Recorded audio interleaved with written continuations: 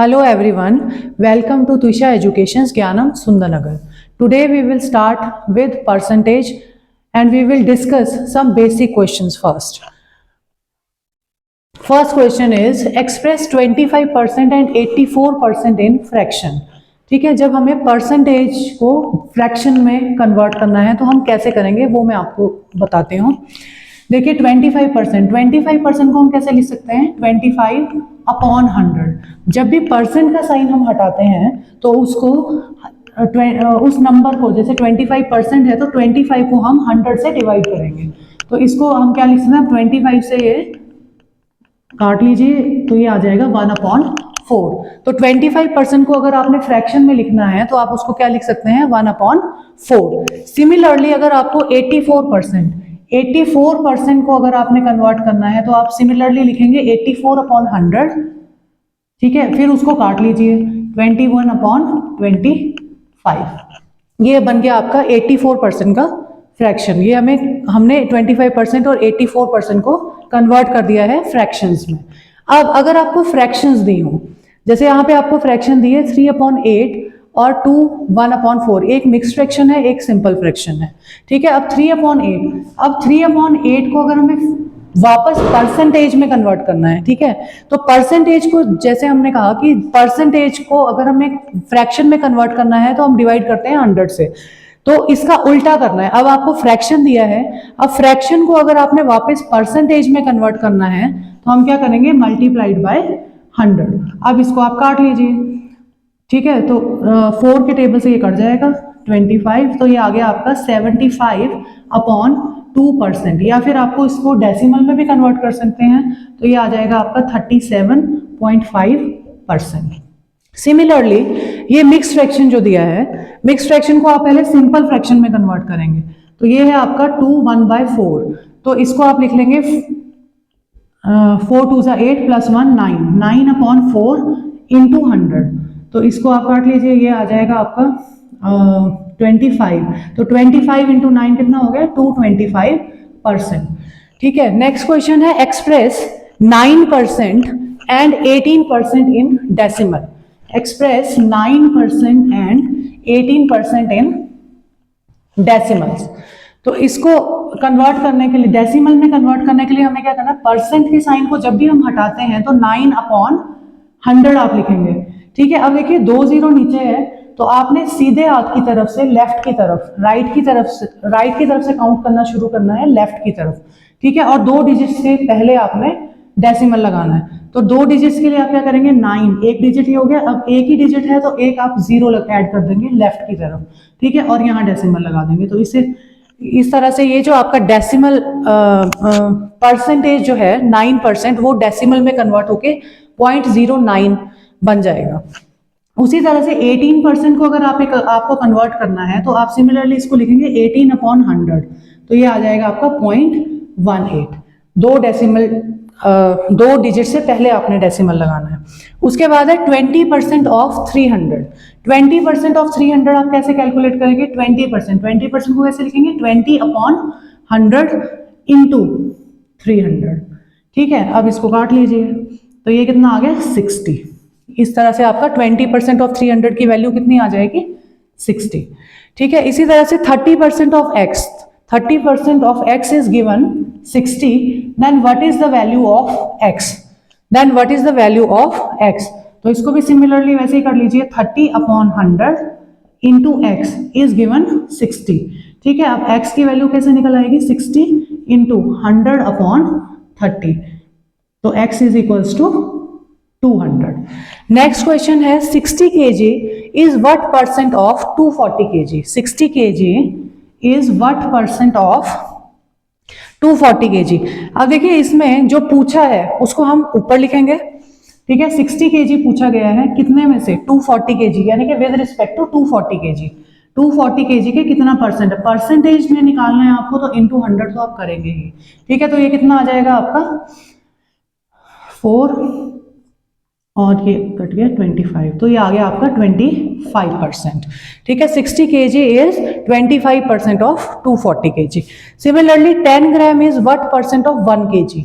10 gram is what percent of 1 kg। अब देखिए इसमें ये 1 kg है और ये 10 ग्राम्स, यानी कि ग्राम और केजी का कंपैरिजन है। तो आपने क्या करना है, यूनिट सेम करने हैं। तो 1 kg में कितने ग्राम्स होते हैं, 1000 इंटू 100, तो ये कितना आ जाएगा आपका 1%। तो 10 ग्राम इज 1% ऑफ 1 kg। ये थे कुछ बेसिक क्वेश्चन जो परसेंटेज पे आपको पता होने चाहिए कि आप कैसे सॉल्व करेंगे।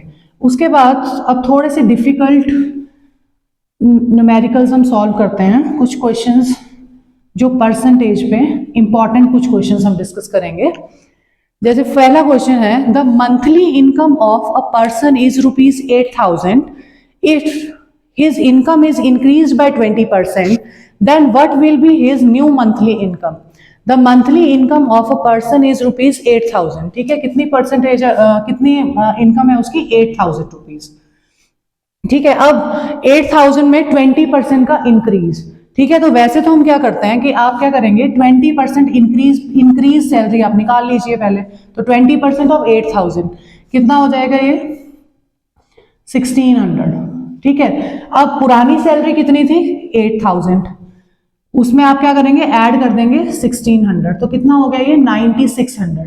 ये बेसिकली जैसे हम सॉल्व करते हैं कि जितनी सैलरी है, क्योंकि जो इंक्रीज होगा वो करंट सैलरी पे होगा, करंट सैलरी का 20% आपने निकाला और उसको पुरानी वाली सैलरी में ऐड कर दिया जो इंक्रीज सैलरी थी, ठीक है। लेकिन इसको करने का तरीका जो शॉर्ट मेथड है वो है कि आपने क्या करना है कि आपको अगर इंक्रीज या डिक्रीज जो भी दिया है वो आपने जैसे बेस पहले कितनी 100% सैलरी है, 100% सैलरी पे इंक्रीज कितना है 100, अगर इंक्रीज है तो आप प्लस का साइन यूज करेंगे, अगर डिक्रीज है तो माइनस का साइन, ठीक है। 100 प्लस 20 ये आपका इंक्रीज है, यानी कि कितना हो गया ये, और किस पे ये जो आपका इंक्रीज है ये किस पे है, 8,000 पे। यहां से डायरेक्टली जब आप सॉल्व करेंगे 120 अपॉन 100 इंटू 8,000, ठीक है, ये आपका डायरेक्टली आप जब इसको सॉल्व करेंगे तो ये 9600 यहीं से आ जाएगा। यानी कि आपको अलग से पुरानी वाली सैलरी का इंक्रीज निकाल के फिर उसको ऐड करने की जरूरत नहीं है, आपने डायरेक्टली क्या करना है, 100 प्लस 100 में प्लस या माइनस करके ऊपर लिखना है जो भी दिया गया है। जैसे कि अगर डिक्रीज लिखा गया है तो आप माइनस करेंगे, अगर जैसे इस क्वेश्चन में इंक्रीज दिया है तो आपने यहाँ पे प्लस का साइन यूज करेंगे। तो 100 प्लस 20 120% कितने पे, 100 पे, इंटू 8,000 जो उसकी पुरानी सैलरी थी। तो यहाँ पे डायरेक्टली जब आपने सॉल्व किया तो वो 9600 आएगा। क्लियर है इतना। तो सेकंड क्वेश्चन, अब आते हैं सेकंड क्वेश्चन पे। सेकंड क्वेश्चन है कि if income of Ravi is 20%, if income of Ravi is 20% more than that of Ram, if income of Ravi is 20% more than that of Ram, then income of Ram is how much percent less than Ravi, then income of Ram is how much percent less than Ravi। तो इसके लिए देखिए, अब इसमें इसके लिए इस तरह के जो क्वेश्चंस होते हैं जिसमें आपको या तो इंक्रीज्ड इनकम दी है या डिक्रीज्ड इनकम दी है और आपने उसका उल्टा निकालना है। जैसे इसमें क्या दिया है, रवि की मोर, कि उसकी कितनी परसेंट मोर सैलरी है और आपने लेस निकालनी है, ठीक है, यानी कि उल्टा निकालना है।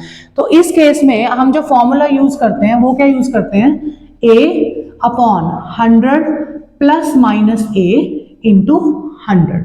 ये डायरेक्टली जो आपसे पूछा गया है वही उसका आंसर आएगा। जैसे इसमें जो ए है, ए आपने क्या पुट करना है, जो परसेंटेज दी है। जैसे इस केस में 20% मोर, 20% मोर सैलरी दी है किसकी, रवि की, ठीक है। तो आप क्या पुट करेंगे, 20 अपॉन, अब उसने मोर, अब देखो ये नीचे 100 प्लस और माइनस है, अब ये प्लस और माइनस का जो साइन है वो आपने कैसे डिसाइड करना है, आपने सिर्फ फर्स्ट लाइन पे ध्यान देना है कि if income of Ravi is 20% more, यानी कि ये जो वर्ड है मोर, मोर पे आप ध्यान देंगे। अगर मोर, इंक्रीज या इस तरह का कोई भी वर्ड जिसमें बढ़ी हुई चीज बताई गई है तो आपने क्या करना है, यहाँ पे प्लस का साइन यूज करना है, ठीक है। और तो क्योंकि अब जो आपने सैलरी निकालनी है वो कम वाले की निकालनी है, तो कम वाले की जो सैलरी है वो विद रिस्पेक्ट टू में ज्यादा वाले की सैलरी जाएगी, इसलिए नीचे आएगा प्लस। अगर गिवन में मोर है तो आप नीचे प्लस का साइन यूज करेंगे, अगर वहां पे लेस दिया होगा, ठीक है, अगर लेस दिया होगा तो आप नीचे माइनस का साइन यूज करेंगे। तो आप यहाँ पे हम प्लस का साइन यूज करेंगे मोर के लिए, तो कितना आ जाएगा, +20 इंटू 100। तो इसको ये बन जाएगा आपका 20/120 इंटू 100। तो ये कितना आ गया 6 इज इक्वल टू 100/6। तो ये बन जाएगा आपका 4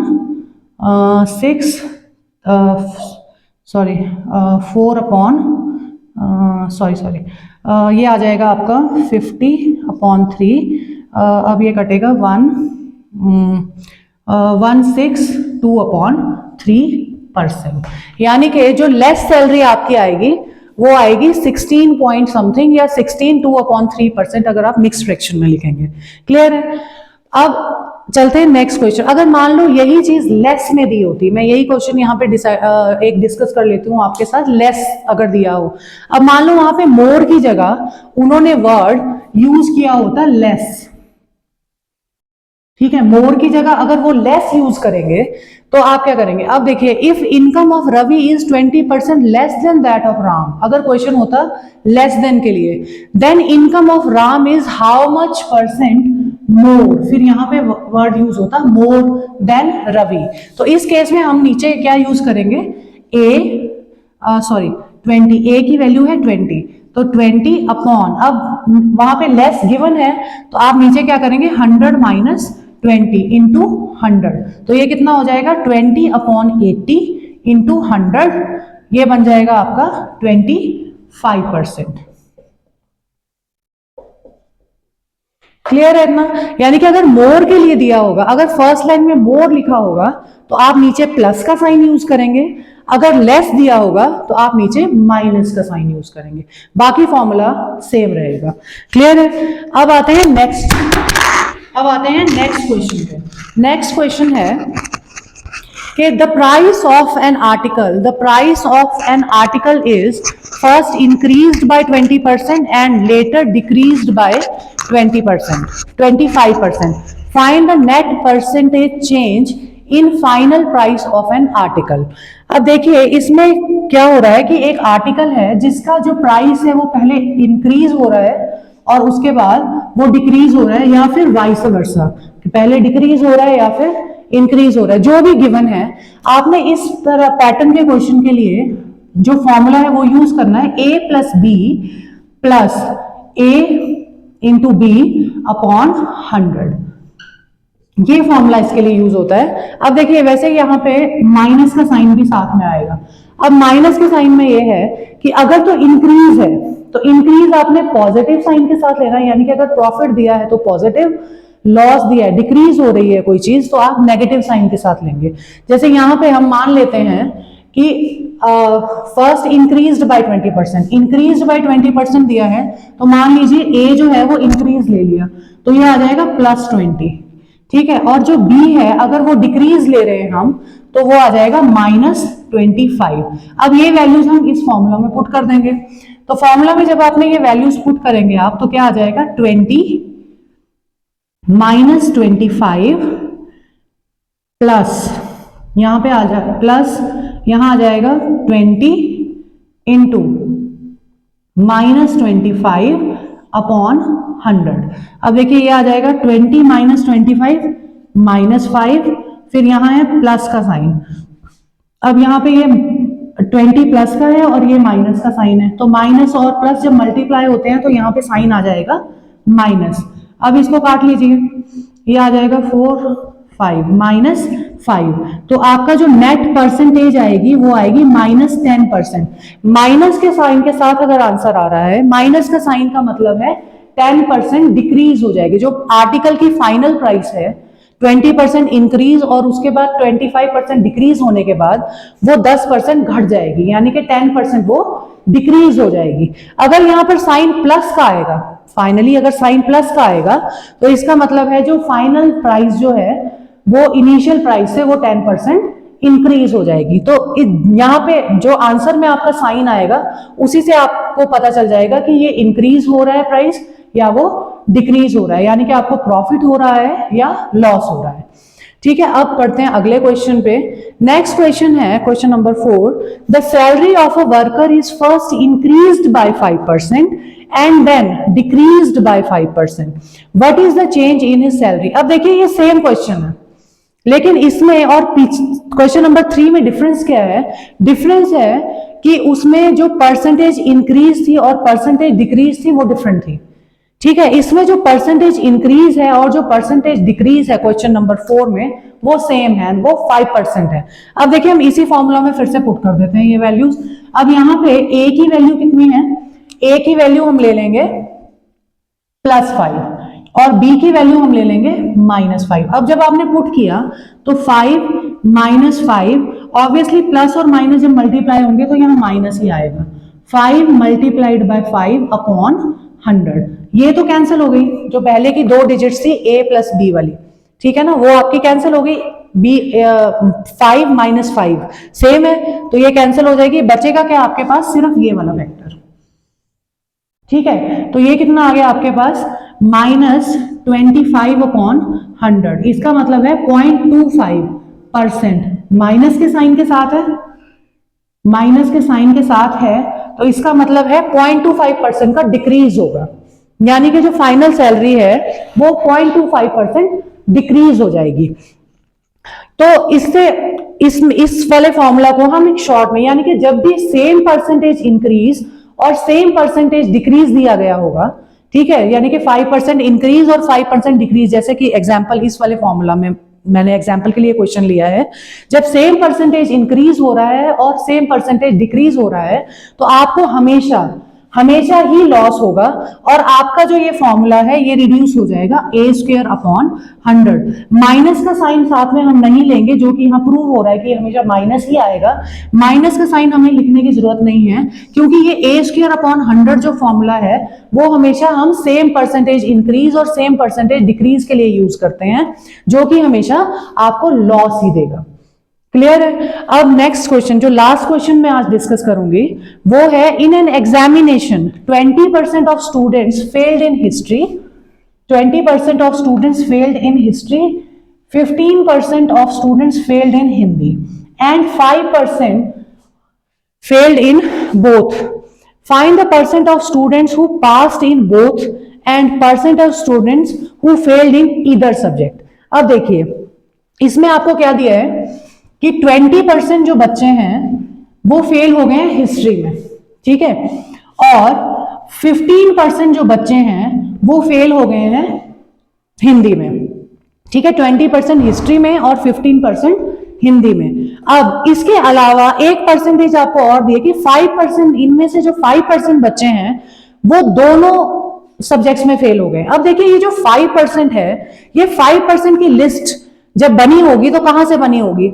ऑब्वियसली पहले हिस्ट्री की लिस्ट आई, फिर आई हिंदी की लिस्ट, उनमें 20% और 15% बच्चे काउंटेड हैं, जिनमें से ये जो 5% बच्चे हैं इनके नाम दोनों लिस्ट में शामिल हैं, ठीक है, वो 20% जो हिस्ट्री की लिस्ट है उसमें भी वो काउंटेड है और जो 15% हिंदी वाले हैं इसमें भी वो काउंटेड है। यानी कि जब हमने इन दोनों परसेंटेज को प्लस किया तो ये टोटल कितना हो गया? 35%। लेकिन 35% स्टूडेंट्स में ये जो 5% स्टूडेंट्स हैं ये 2 बार काउंट हो गए हैं, ठीक है, ये क्योंकि हिंदी की लिस्ट में भी है और ये हिस्ट्री की लिस्ट में भी है। तो हमने इन दोनों को क्या करना है, इन जो ये 2 लिस्ट में काउंट हुए हैं इनमें से एक लिस्ट से इनको हटाना है। तो एक लिस्ट से हटाने के लिए आप क्या करेंगे, जो भी बोथ की परसेंटेज दी होगी 5%, जैसे इस केस में 5% दी है बोथ के लिए, तो उसको आप क्या करेंगे, टोटल दोनों का प्लस करेंगे और इस बोथ वाले को आप माइनस कर देंगे। माइनस करने से होगा क्या कि किसी एक लिस्ट में से इनका नाम हट जाएगा। इसका मतलब कितने हो गए? ये आ गया 35 - 5, 35 - 5 यानी कि कितना हो गया? 30%। अब ये जो 30% बच्चे हैं इनका नाम, मतलब ये जो 5% बच्चे हैं अब इनका नाम किसी एक लिस्ट से हट गया है और एक ही जगह पे काउंट हो रहे हैं। यानी कि ये जो क्वेश्चन का लास्ट वाला पार्ट है ना, student who failed in either subject, उसका आंसर क्या आएगा कि बोथ सब्जेक्ट में से एक से नाम हटा दिया, यानी कि 30% जो बच्चे हैं वो किसी एक सब्जेक्ट में फेल है। अब वो एक बच्चा जो है वो एक ही जगह पे काउंटेड है। क्लियर है इतनी बात? तो 30% जो बच्चे हैं वो किसी एक सब्जेक्ट में फेल हो गए, फेल्ड इन ईदर सब्जेक्ट, ठीक है, फेल्ड इन ईदर सब्जेक्ट, क्योंकि किसी एक लिस्ट से हमने नाम हटा दिया है। अब आता है कि find the percentage of students who passed in both. ठीक है, अब देखिए परसेंटेज में आपको पूरा डाटा दिया गया है, तो हम मान लेते हैं कि 100%। ऑब्वियसली जब परसेंटेज में डाटा दिया हो तो हम टोटल को हमेशा 100% लेते हैं। अब 100% स्टूडेंट्स हैं, जिसमें से 30% बच्चे जो हैं वो फेल हो गए हैं किसी एक सब्जेक्ट में। तो पास कितने बच्चे हुए हैं, पास कितने बच्चे हुए हैं, तो इन फेल वाले बच्चों को हम इनमें से माइनस कर देते हैं। तो पास्ट बच्चे कितने आ जाएंगे आपके, पास स्टूडेंट्स आ जाएंगे आपके 100 - 30 इज इक्वल्स टू 70%। ठीक है, तो जब भी इस तरह का कोई क्वेश्चन जिसमें 20 मतलब जिसमें दो सब्जेक्ट्स के फेल स्टूडेंट्स दिए हों या पास स्टूडेंट्स दिए हों और पास्ड इन बोथ या passed in failed in both दिया हो, तो आपने क्या करना है, जो फेल्ड बच्चे हैं उनको टोटल करना है फेल्ड बच्चों का, उसमें से बोथ वाले लोगों को हटा देना है, क्योंकि किसी एक लिस्ट से हमने उनका डाटा कम करना है, क्योंकि वो डबल बार काउंटेड हो जाते हैं। ठीक है, फिर वहां से इधर सब्जेक्ट का जब डाटा आपके पास आ जाएगा, कि जब फेल्ड बच्चों का डाटा आपके पास आ गया, तो जब परसेंटेज में ही पूरा डाटा है तो फिर 100% टोटल ले लीजिए, उसमें से फेल्ड वालों को हमने माइनस कर दिया और हमारे पास पास बच्चों की वैल्यू कितनी आ गई, 70%। आई होप कि आपको परसेंटेज का ये टॉपिक क्लियर हुआ होगा। ठीक है, और अगर आपको इन क्वेश्चंस का स्क्रीनशॉट लेना है तो आप ले सकते हैं, और अगर आपको ये वीडियो पसंद आया हो तो प्लीज शेयर, लाइक और सब्सक्राइब जरूर कीजिएगा। Thank you.